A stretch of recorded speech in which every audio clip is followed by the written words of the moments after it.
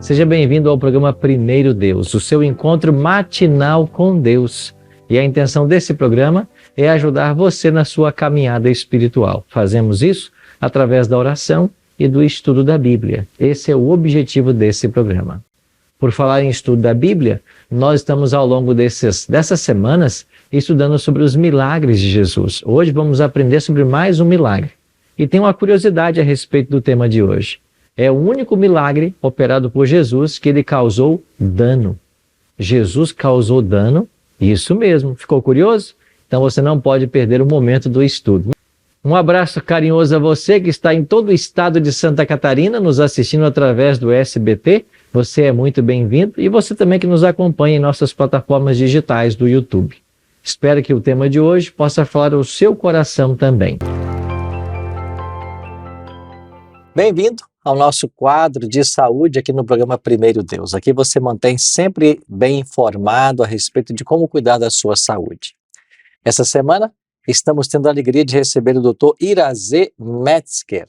Ele que é ginecologista, obstetra e tem trazido conselhos especiais para nós ao longo dessa semana. Ele também tem especialização em medicina desportiva e ele já está convidado para voltar em outro momento para a gente falar então a respeito aí do cuidado com o corpo, dos esportes mais apropriados, etc. Mas hoje, doutor, muito obrigado mais uma vez por sua presença no nosso programa essa semana. E eu queria conversar um pouquinho com o senhor hoje sobre os cuidados pré-concepcionais e pré-natais. Vamos começar então com os cuidados pré-concepcionais. Aquela pessoa que pretende engravidar, para que tenha uma boa gravidez, um filho saudável, quais seriam os principais conselhos, meu amigo?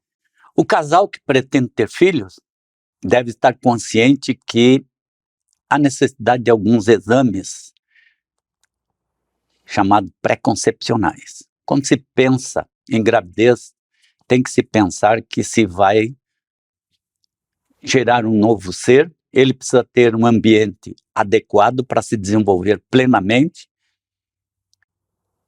mental e fisicamente, e a necessidade de alguns exames para o casal.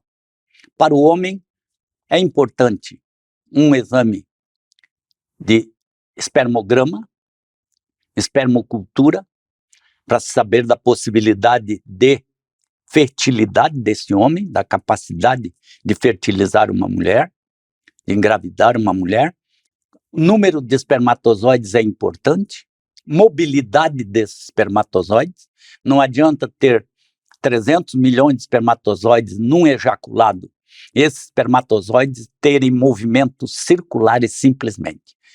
Movimentos direcionais é que vão determinar um espermatozoide que irá fecundar um óvulo e gerar uma gravidez. Então o homem precisa espermocultura, espermograma. Interessante verificar se esse homem não tem varicocele, que é uma das causas para infertilidade. Então é importante que o homem faça esses exames, faça exames de sorologia para a luz, teste para sífilis, e faça um exame de sangue para se diagnosticar algumas doenças sanguíneas que são hereditárias ou também chamadas congênitas, podem ser transmitidas para o descendente, para o filho. O senhor mencionou aí vários exames que o homem deve fazer, né? E a mulher, para saber, no caso, se ela é fértil ou não? Há um exame específico também para isso? Com certeza. Existe um exame para a mulher que é muito importante, que é o exame ginecológico. A mulher pode ter alterações vaginais, como vagina dupla, como septo vaginal. Útero de Delfo é um útero que tem no seu corpo uma espécie de 2 chifres. Ele é dividido ao meio, tem um septo que o separa parcial ou totalmente, e esse útero acaba tendo dificuldade para conter uma gravidez, quando não impede a concepção. A mulher precisa fazer um exame de ecografia, deveria ser feito, além do exame ginecológico feito pelo médico, exame interno, diagnosticar algumas infecções que podem dificultar a gravidez e tratá-las.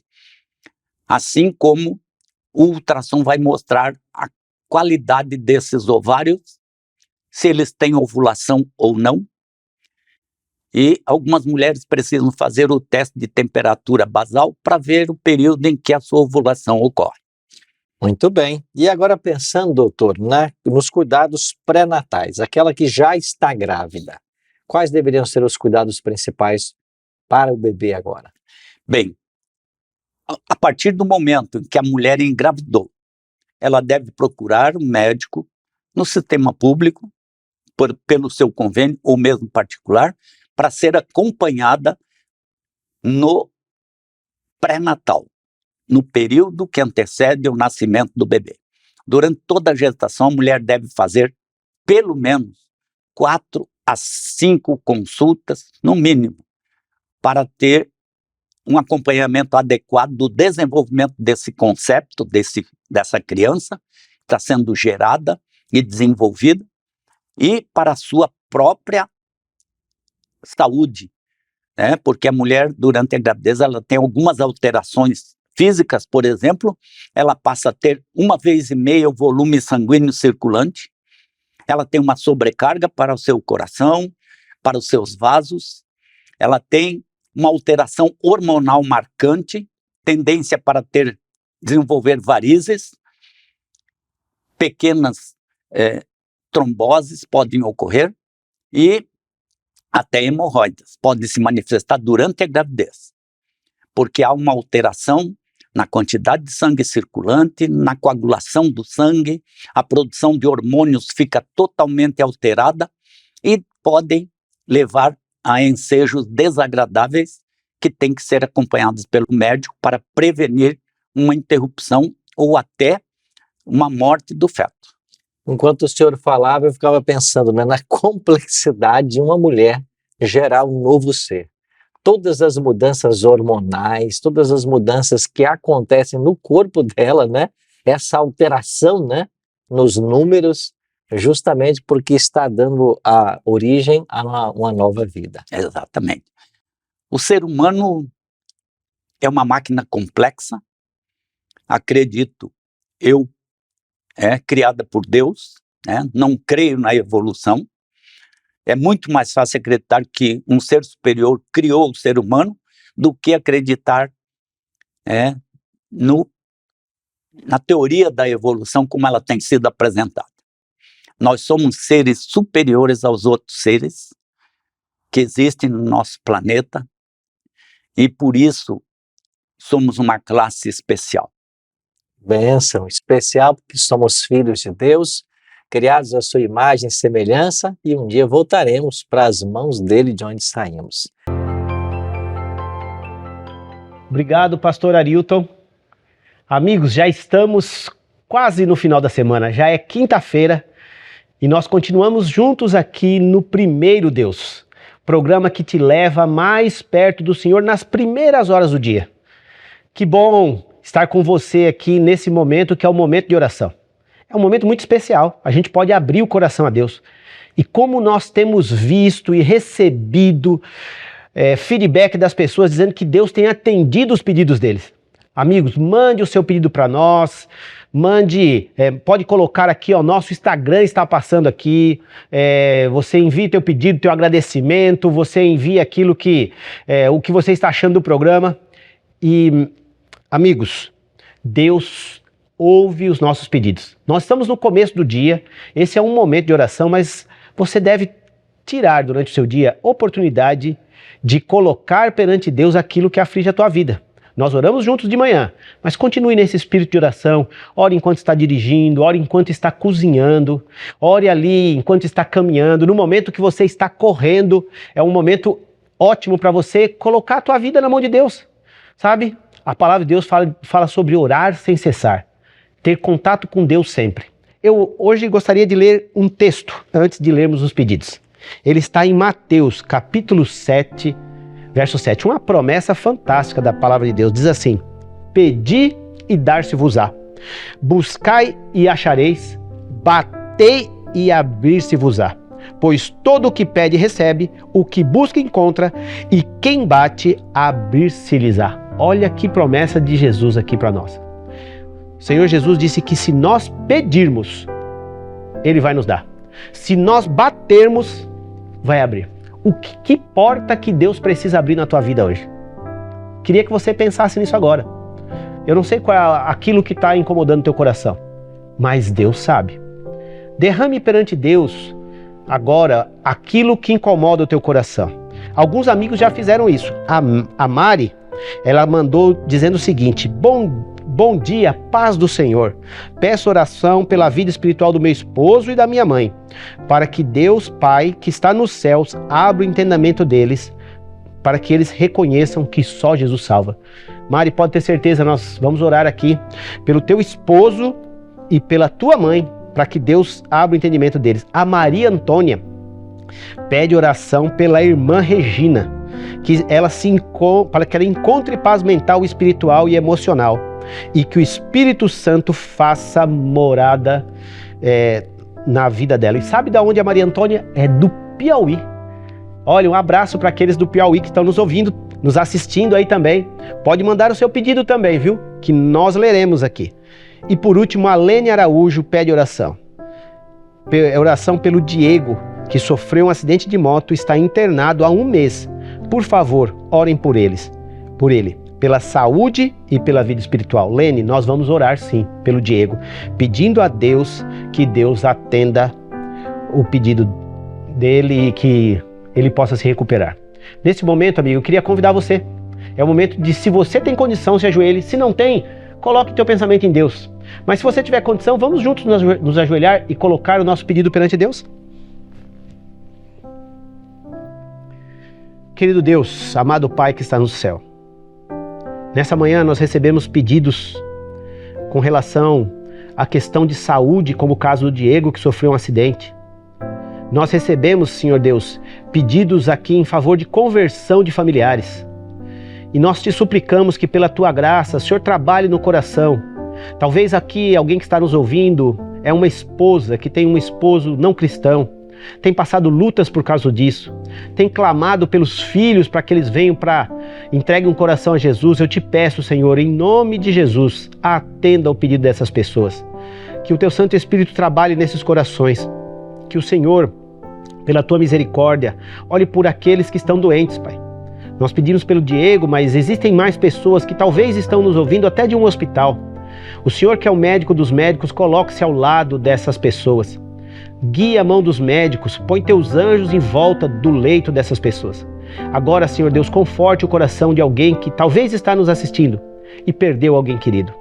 Dê força a essa pessoa e nos dê a certeza de que, estando contigo logo no começo do dia, nós teremos um dia de vitórias ao teu lado. É o que nós pedimos em nome de Jesus. Amém.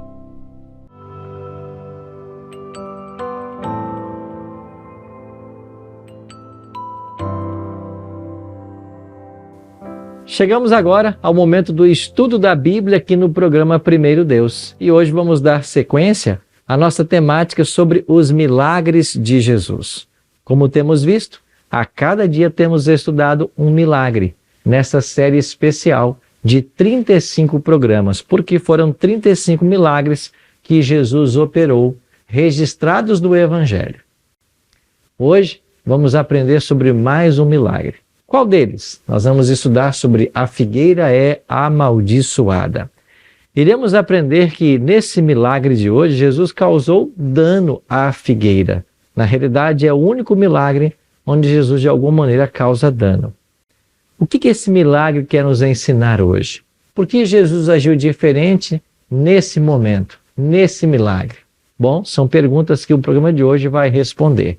Quero convidar você a pegar a sua Bíblia e se unir a nós agora nesse momento de estudo da palavra. Mas antes de começarmos o estudo, como você já sabe, nós temos o hábito aqui de orar. E eu queria convidar você para nós juntos orarmos, pedindo a bênção de Deus para o estudo desta manhã. Ora comigo? Nosso Pai querido, muito obrigado por estarmos reunidos mais uma vez, tendo a Tua palavra em nossas mãos. Queremos lê-la mais uma vez. E queremos, através da mesma, ouvir a Tua voz falando ao nosso coração. Por isso, Pai, nos abençoa agora. Que o Teu bom e Santo Espírito nos conduza, e que nós possamos aprender as lições que o Senhor deseja nos ensinar. Oramos em nome de Jesus. Amém. Pois bem, acompanhe comigo então a leitura de hoje. Vamos aqui para Marcos, no capítulo 11, versos 12 a 14. O Evangelho de Marcos diz assim: No dia seguinte, quando saíram de Betânia, teve fome. E vendo de longe uma figueira com folhas, foi ver se nela, porventura, acharia alguma coisa. Aproximando-se dela, nada achou, senão folhas, porque não era tempo de figos. Então lhe disse Jesus: Nunca jamais coma alguém fruto de ti. E seus discípulos ouviram isto. Este é mais um dos milagres operados por Jesus, mas como eu disse, é o único milagre onde Jesus causa dano. Causou dano a uma figueira, porque quando ele foi buscar frutos na mesma, a despeito de estar frondosa, cheia de folhas, não havia nela frutos. Então Jesus amaldiçoou a figueira para que nunca mais ela produzisse fruto algum, para que nunca mais qualquer pessoa comesse dos seus frutos. Quando olhamos para os evangelhos, nós percebemos algo bem interessante. Quando olhamos, por exemplo, para Mateus, o evangelho de Mateus está sistematizado de forma temática.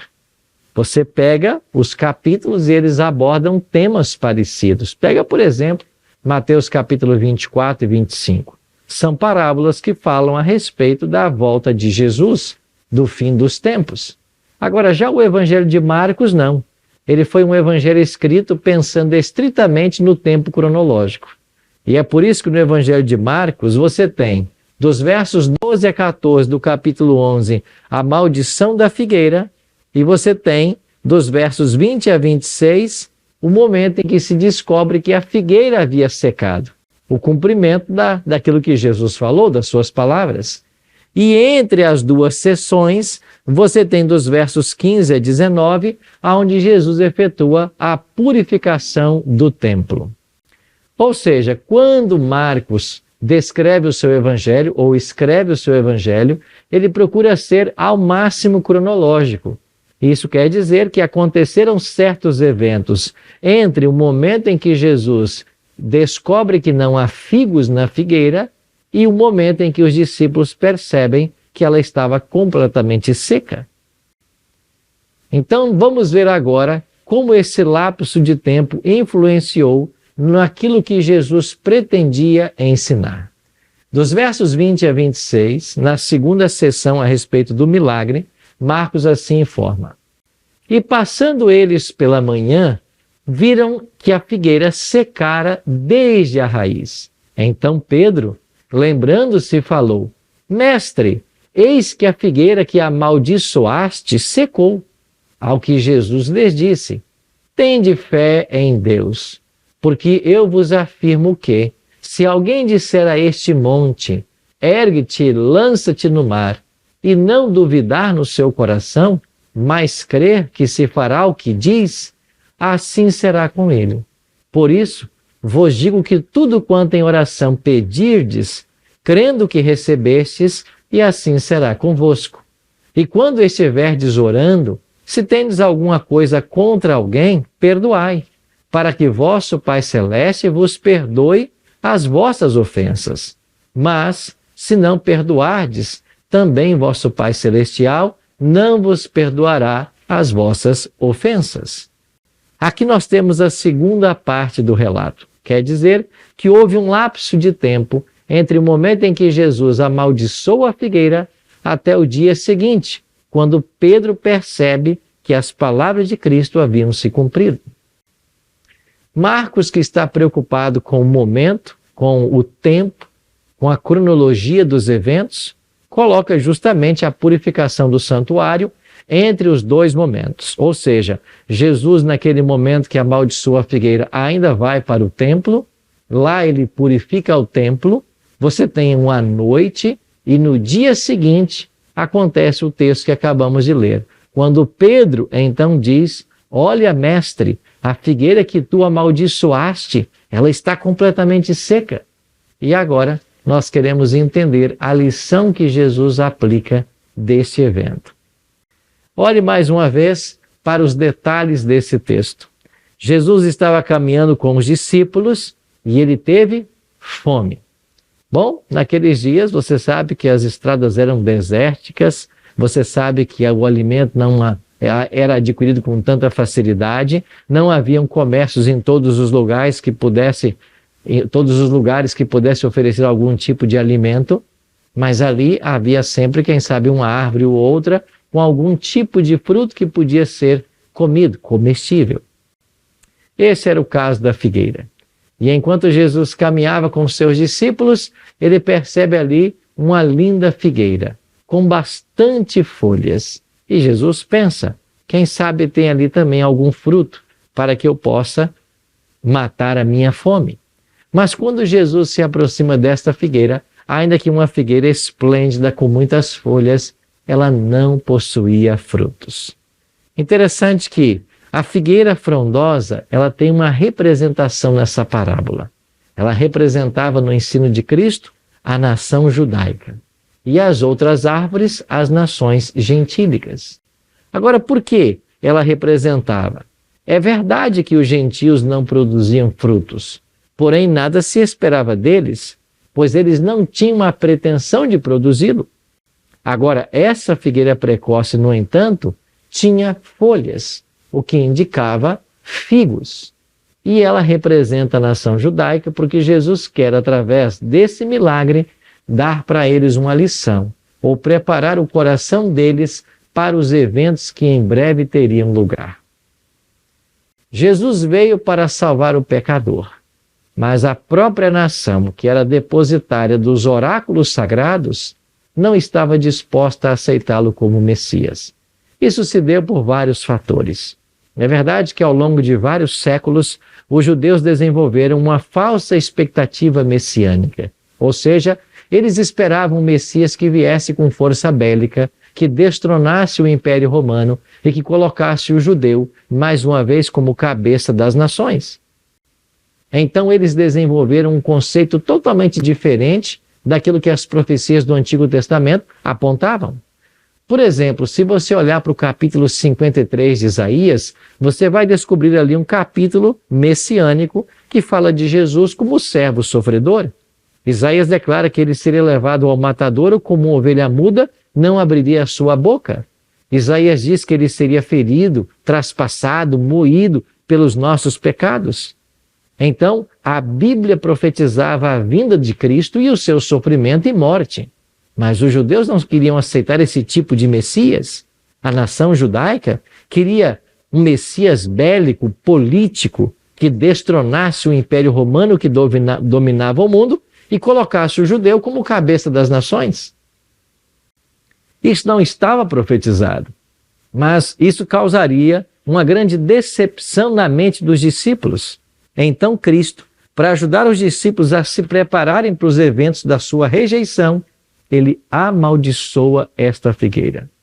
E com esse quadro em mente, Jesus quer ensinar para os discípulos de que a nação judaica, detentora dos oráculos sagrados, em quem deveriam se esperar muitos frutos para abençoar outras nações, na realidade não estava produzindo frutos. Você vai se lembrar também de Daniel capítulo 9, nos versos 24 e 25, onde o anjo instrutor de Daniel, Gabriel, diz que Deus daria à nação judaica 70 semanas de oportunidade.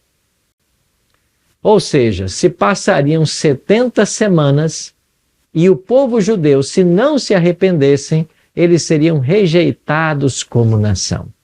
E agora, na vinda de Cristo, no seu batismo, na realidade o batismo de Cristo inaugurou a última semana de graça dada ao povo judeu, ou seja, os últimos 7 anos de graça. E se nesses últimos 7 anos, a contar do batismo de Jesus, eles não se arrependessem, eles seriam rejeitados como nação. E Cristo, antevendo toda essa situação, ele procura agora preparar os discípulos a respeito desta rejeição. Como a figueira estéril, a religião judaica estava destituída de frutos. Ela estava repleta de formas e cerimônias, mas lhe faltava a verdadeira piedade.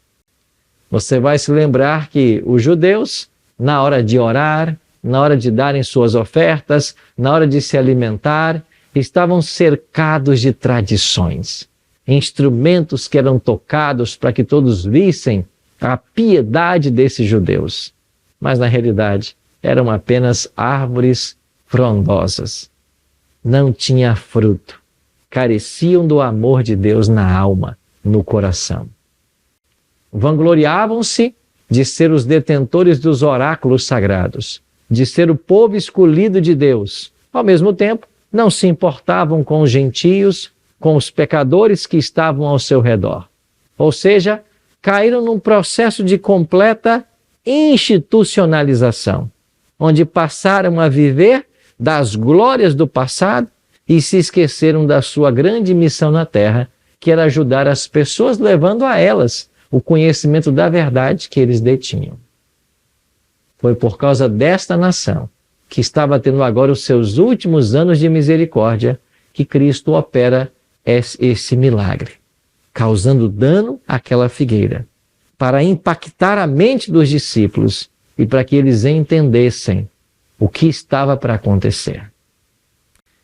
No decorrer do relato de Marcos, nós vamos descobrir que não era tempo de figos na Palestina naquele momento. Nós aprendemos que o clima da Palestina propicia duas colheitas de figo, uma geralmente em junho e outra em setembro. Se nós estamos perto da morte de Cristo, nós estamos perto da Páscoa. Isso quer dizer que estamos, quem sabe, a um mês ou um mês e pouco da primeira colheita, do primeiro momento em que os figos estariam prontos para serem colhidos. Mas, já naquele momento, esperava-se figos das figueiras.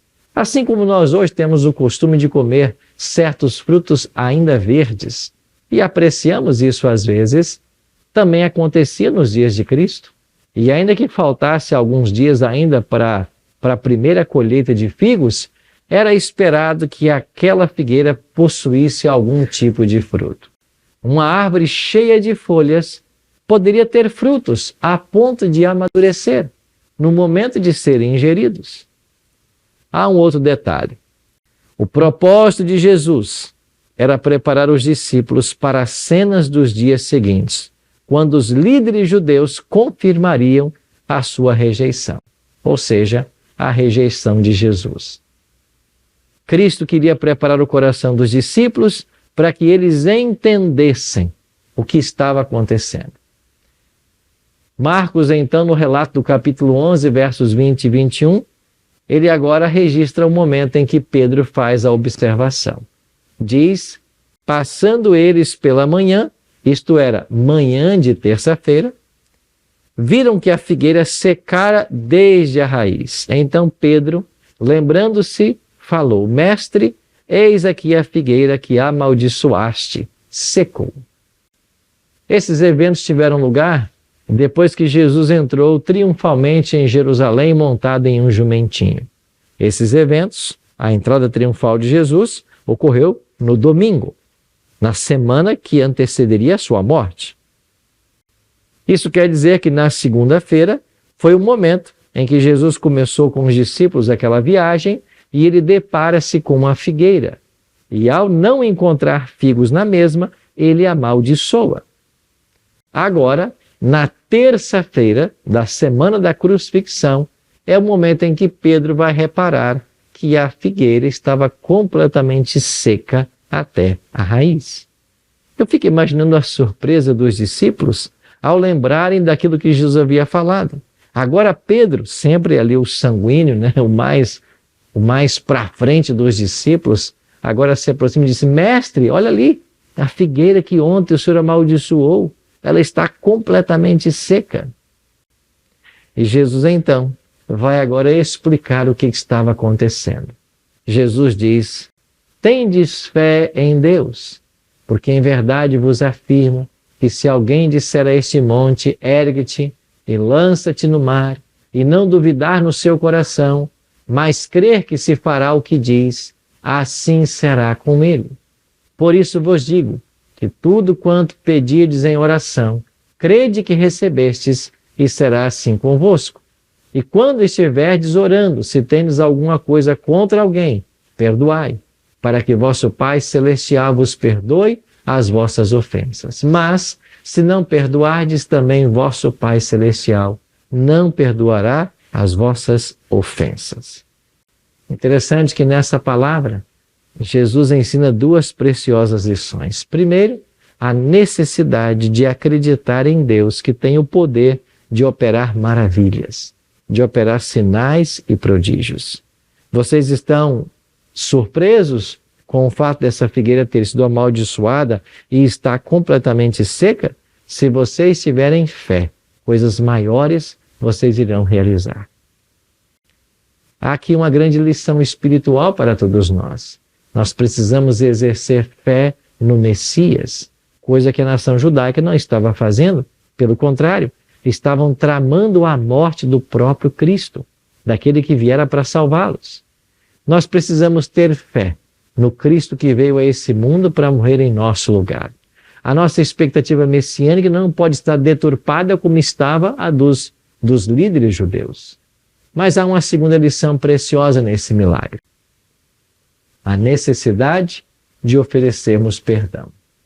Jesus disse que ao orarmos a Deus, se temos alguma coisa contra o próximo, devemos deixar ali a nossa oferta, buscar a pessoa a quem temos algum problema, a quem precisamos ajustar as coisas, para então buscar ou oferecer perdão. Então nossa oração será atendida. O Evangelho de Marcos registra, inclusive, que se nós não perdoarmos aqueles que nos ofendem, também o Pai Celestial não nos perdoará. Com essas palavras, nós entendemos uma certa condicionalidade do perdão. É isso mesmo.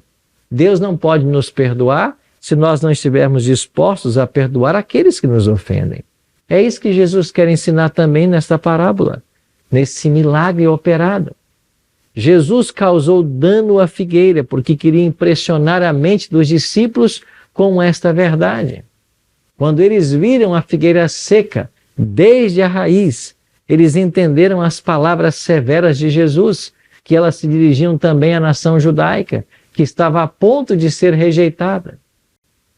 Infelizmente, fato esse que se consumou com a rejeição de Cristo ao entregarem para ser crucificado, e 3 anos e meio depois, quando eles apedrejam Estevão, um dos 7 diáconos da igreja primitiva.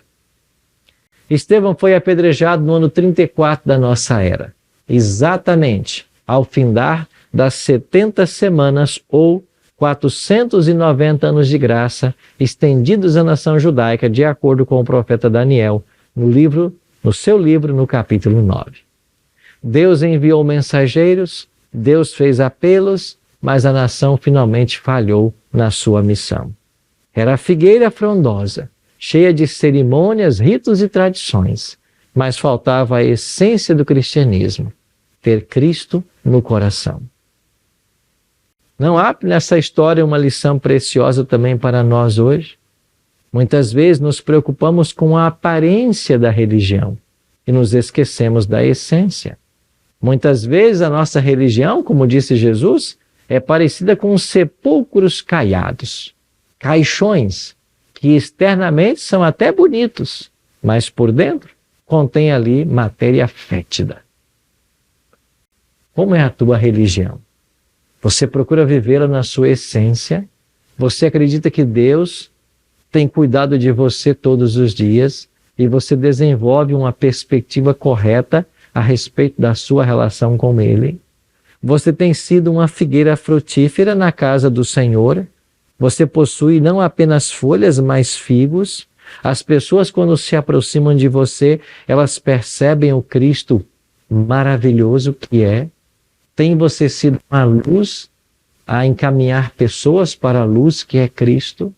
Tem você sido um canal de bênçãos para outros? Ou será que nós estamos tão secos quanto a nação judaica, destituídos de amor e compromisso com a verdade? Eu não sei se você vive essa situação hoje, mas eu sei de uma coisa. Há uma lição preciosa para mim e para você. É possível nós deixarmos de ter apenas folhas, mas na essência produzirmos frutos. frutos dignos de arrependimento. E isso de fato acontece quando nós nos importamos, quando nós buscamos conhecer a vontade de Deus para a nossa vida e nós praticamos. Ao Jesus fazer secar aquela figueira, representando a nação de Israel, naquele mesmo dia, na terça-feira, os líderes da nação confirmaram sua decisão de rejeitar Jesus como Messias, que por sua vez anunciaria que os céus havia rejeitado. Os discípulos não compreendiam bem essas coisas, e foi sem dúvida com o objetivo de prepará-los para o acontecimento trágico que viria que Jesus fez a figueira secar. Isso tudo aconteceu na segunda e na terça. Na quinta-feira foi a última ceia de Jesus com os discípulos e na sexta ele foi crucificado. Jesus esperava que os discípulos compreendessem o plano de Deus, o macro plano de Deus. Jesus esperava que os discípulos reconhecessem os privilégios da nação judaica e como eles se afastaram do ideal divino. Jesus, por 3 anos e meio, instou com a nação judaica. E por outros 3 anos e meio, nesta última semana, nesses últimos 7 anos de graça, Deus fez todo o esforço para alcançar o seu povo. Nas palavras do profeta, que compara a nação judaica também a uma figueira, Deus colocou a figueira, plantou-a, untou-a, cuidou-a, criou ali uma cerca, podou, teve todos os cuidados, mas infelizmente ela não produziu frutos dignos desse cuidado. Assim foi retratada a rejeição da nação judaica.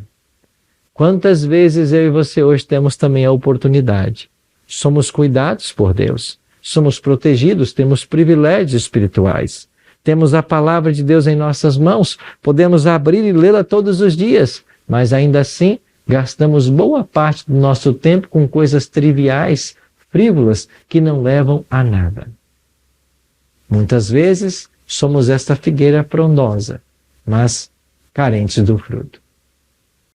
Que nesse dia, ao buscarmos a bênção do Senhor, você se lembre que somente conectados à verdadeira videira é que nós podemos produzir frutos.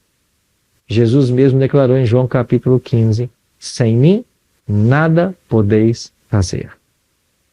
Isso quer dizer que a única forma possível de frutificar genuinamente para o reino dos céus é estando conectados à videira. E como nós nos conectamos a Jesus? Bom, já explicamos isso aqui essa semana. Quando nós gastamos tempo estudando a palavra de Deus e quando nós gastamos tempo em oração. Esta é a única forma de produzir frutos como Jesus deseja, estando conectados a Ele, porque Ele mesmo disse, sem mim nada podeis fazer. Os judeus receberam os oráculos sagrados, tiveram a oportunidade de testemunhar do Deus verdadeiro.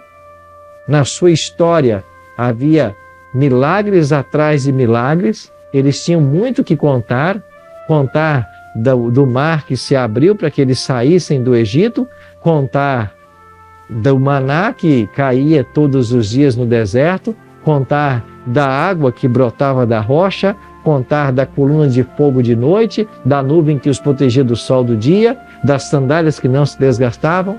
Eles tinham muito que testemunhar.